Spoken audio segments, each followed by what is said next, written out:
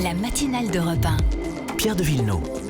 Et coup d'œil à l'international maintenant, Pierre, avec Vincent Hervouette. Comme tous les matins. Bonjour Vincent. Bonjour à tous. L'exécution de 37 condamnés en Arabie Saoudite indigne les défenseurs des droits de l'homme.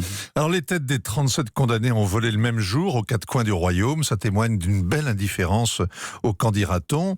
L'un des cadavres a ensuite été crucifié. Crucifié le lendemain du jour de Pâques, c'est dire l'indifférence des Saoudiens pour leurs alliés occidentaux. Indifférence ou mépris? On peut se poser la question et c'est facile d'y répondre. Charbonnier est maître chez lui et Mohamed Ben Salman, maître absolu en son royaume. MBS passe pour avoir ordonné le meurtre rituel de Jamal Khashoggi. Le Sénat américain unanime l'accuse, ça ne le dérange pas. Ses voisins arabes croient même qu'il a gardé la tête de l'opposant dans son placard. Eh bien, ça l'arrange. Il ne cherche pas à se faire élire.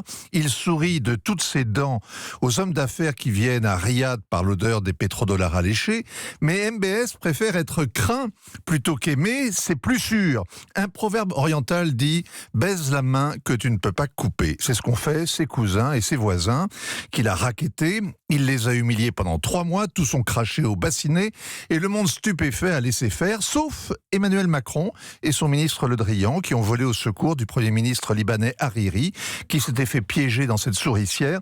C'est le principal au fait de la diplomatie française depuis 10 ans. Un prince qui traite aussi cruellement les grands est-il implacable avec les petits? Les chiites sont bien pires que des gueux, c'est l'impie, le rebelle, l'ennemi de l'intérieur, toujours suspect d'être un agent de l'Iran, et MBS veut humilier l'Iran.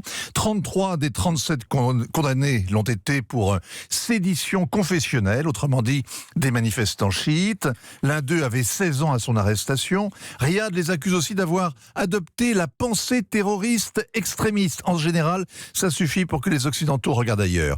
La lutte contre le terrorisme est un manteau qui a couvert tant de crimes. En Arabie, les aveux sont arrachés avec les ongles. La torture donne des résultats discutables.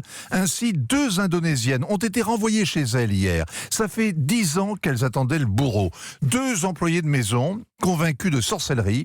L'une parce que le fils de la maison a fait une fugue, de la magie noire puisqu'il avait disparu. L'autre pour avoir jeté un sort à la maîtresse de maison. Elle était toujours patraque. Warna et Soumartini n'ont pas de prénom, juste un patronyme qui dit d'où elles viennent. Ce sont des esclaves. Heureusement, elles ne sont pas chiites et Jakarta a fini par obtenir leur grâce. On se demande si MBS a perdu la tête.